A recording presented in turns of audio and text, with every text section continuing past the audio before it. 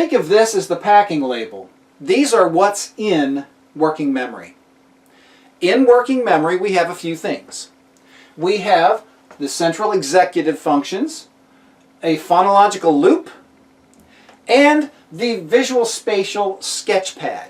Now these are nicely described in the book. I encourage you to read those over.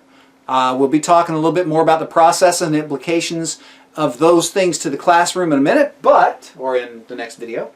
But here are some things to think about. There is a limitation on working memory that we need to be very careful about when we teach. 10 to 20 seconds is about how long information that has been sensed, attended to, perceived, and is now in this box. That's how long we have to do something with it to begin one of these processes in order that that information will keep going, will turn into learning. So when we're talking about 7 items, think about this. Have you ever gotten angry with a child? Or have you ever seen a teacher who's just coming a little bit unhinged? And the teacher says, "What are you doing? Why are you doing that? I can't believe you did that. Where are you going to put all that stuff? What have you done? Why are you talking to your friend? Why isn't your book out? What are you doing?" You know what?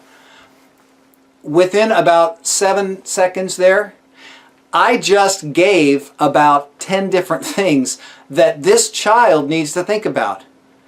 And then I'm going to be angry at the student when, after 10 to 20 seconds of me ranting, they haven't processed the first few of them. And then I say, well, tell me. They don't know what to tell you. The information is gone. The information is lost because you didn't give them time to do something with it. They need to be able to do something with the information. So all of that information there, again, we'll get to that in just a minute or in a little bit. Then we have all of these which are functions. These are all processes that we can use. One, for working memory, we can just give a rote response. What's 2 plus 2? It's 4. I don't have to think about it. I don't have to draw on my long-term memory. I don't have to cogitate a whole lot about that. 2 plus 2 is 4. I know that. Rote memory. I'm good. Okay, we talked about that idea with contiguity learning. That's how we learned it. And all I need to do is just go 2, 2, 4. Got it. Okay. So we also have encoding, retrieval, rehearsal, which we'll talk about also. And then all of this stuff that we deal with begins to enter into long-term memory. Now, long-term memory holds stuff all the way from facts clear down to very complex schema. So our very complex schema are things that we draw upon, and we use those. Notice retrieval. We pull these things back into working memory when we're doing all this stuff. And that's this assimilation accommodation process. Oh my goodness, we're talking about Piaget. Yeah, we are, because remember, this is a cognitive view of information processing or memory. If it's forgotten, in this case, it may still be there. And that's a very interesting conversation. We'll get to that in just a second as well. Then, over here, I didn't mention this, but we have we have working memory, and in working memory, if we forget something, it's just forgotten. It's not there. If we haven't processed it, if we haven't done anything with it, it's gone. So that's the difference between working memory and long-term memory. In working memory, forgetting means losing.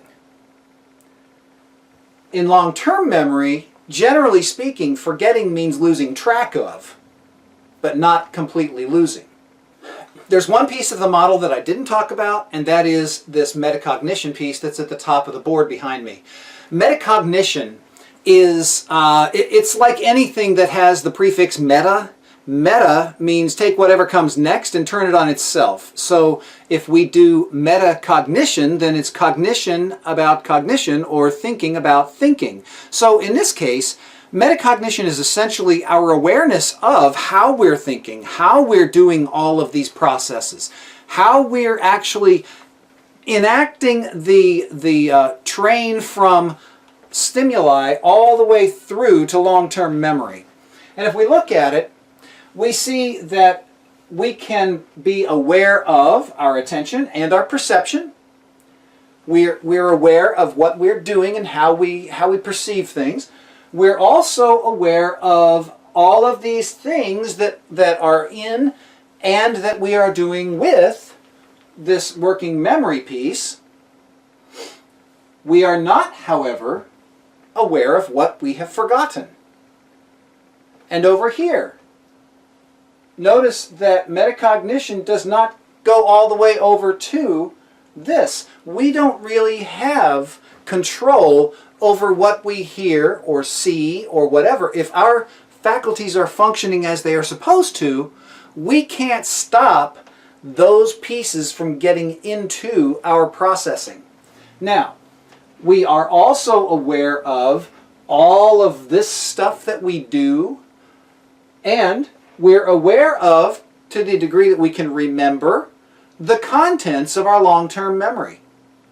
So metacognition is sort of that overall process that we have of keeping track of where we are in our own head at any one moment and what we're doing and how we're perceiving and all of that stuff.